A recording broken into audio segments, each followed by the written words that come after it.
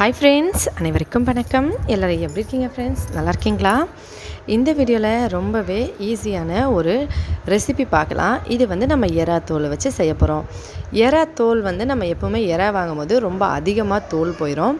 அந்த தோலை வச்சு நம்ம சூப்பரான ஒரு டிஷ் செய்யலாங்க. இது ரொம்ப டேஸ்டியும் அதோட உடம்புக்கும் ரொம்ப நல்லது. இப்போ இந்த எறா தோலை நான் உரிச்சு எடுத்த அப்புறமா நல்லா சுத்தமாக கழுவிட்டேன். 2-3 தடவை உப்பு போட்டு கழுவிட்டு அதில் மஞ்சத்தூள், உப்பு சேர்த்துருக்கேன். இது ரெண்டுத்தையும் சேர்த்து நல்லா கலந்து விட்டுடுறேன். எறாவோட தோல் இந்த மாதிரி கலக்கும் போது பார்த்து கலக்குங்க. ஏன்னா அதில் இந்த முள் மாதிரி இருக்கும் இல்லைங்களா, அது குத்திடும். அதனால் பார்த்து கேர்ஃபுல்லாக பண்ணுங்கள். இல்லைனா ஒரு ஸ்பூன் வச்சு கூட நீங்கள் கலக்கி விட்டுக்கலாம். இந்த மாதிரி எல்லாத்தையும் ஒன்றா சேர்த்து நல்லா கலந்துட்டு இதோட கூடவே கொஞ்சமாக மிளகாத்தூள், காரத்துக்கு ஏற்ற மாதிரி உங்களுக்கு நல்ல ஸ்பைஸியாக வேணும்னா ஒரு 2 ஸ்பூன் சேர்த்துக்கோங்க. இல்லை லைட்டாக தான் காரம் சாப்பிடுவீங்கன்னா கொஞ்சமாக சேர்த்துக்கோங்க. இதில் கடலை மாவு ஒரு 2 ஸ்பூன் சேர்த்துட்டு இப்போ கொஞ்சமாக இதை இந்த மாதிரி நல்லா கலந்து விட்டுறலாம். இப்படி கலந்துட்டு இதை நம்ம இப்போ ஒரு கடாயை அடுப்பு மேலே வச்சு சூடு பண்ணிவிட்டு அதில் கொஞ்சமாக எண்ணெய் ஊற்றிக்கலாம். அந்த எண்ணெயில் இதை போட்டுட்டு இந்த மாதிரி நல்லா வறுத்து எடுத்துக்கலாம். நல்ல மொறுமொறுப்பாக நம்ம இதை வறுக்கணும். இந்த மாதிரி இது உடம்புக்கு ரொம்பவே நல்லதுங்க. நமக்கு எறாவோட தோலையும் சேர்த்து சாப்பிடும்போது கண்டிப்பாக நமக்கு அந்த விட்டமின் எல்லாமே கிடச்சிரும்.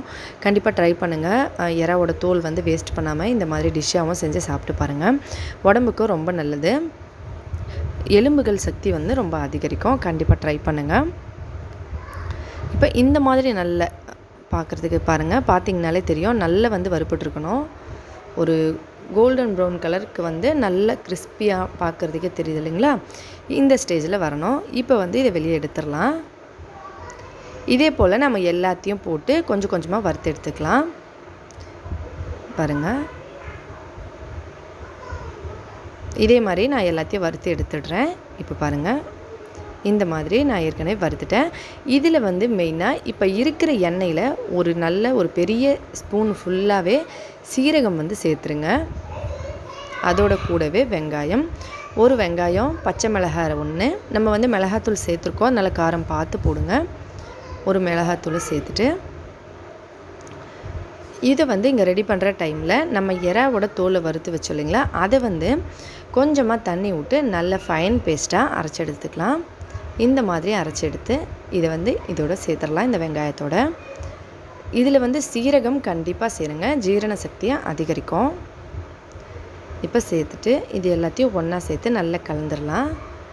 வீடியோ கொஞ்சம் ஸ்பீட் பண்ணியிருக்கேன், இல்லைனா வீடியோ ரொம்ப லென்த்தியாக போயிடும். அதனால் இப்போ இது எல்லாத்தையும் இந்த மாதிரி நல்லா போட்டு கலந்துட்டு இதோட கூடவே நான் ஏற்கனவே வேக வச்சுருந்த உருளைக்கிழங்கு ஒரு 2, அதையும் இதோட இந்த மாதிரி மசிச்சு போட்டு நல்லா கலந்து விட்டு இறக்கணும்னா சூப்பரான டேஸ்டியான எறாவோட தோலில் செஞ்ச ரெசிபி ரெடி ஆயிரும்.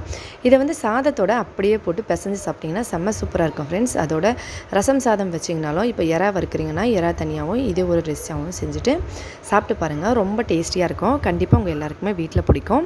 ட்ரை பண்ணுங்கள். புதுசாக இருக்குன்னா கண்டிப்பாக உங்கள் ஃப்ரெண்ட்ஸுங்களுக்கும் சொல்லுங்கள். நம்ம சேனலுக்கு சப்போர்ட் பண்ணுங்கள். இந்த மாதிரி இன்னும் நிறைய வீடியோஸ்லாம் பார்க்க நமக்கு சப்போர்ட் பண்ணுங்கள். நம்ம சேனலை மறக்காமல் சப்ஸ்கிரைப் பண்ணிக்கோங்க. ஹெல்த்தியாக சாப்பிட்டு சந்தோஷமாகவும் சேஃபாகவும் இருங்க.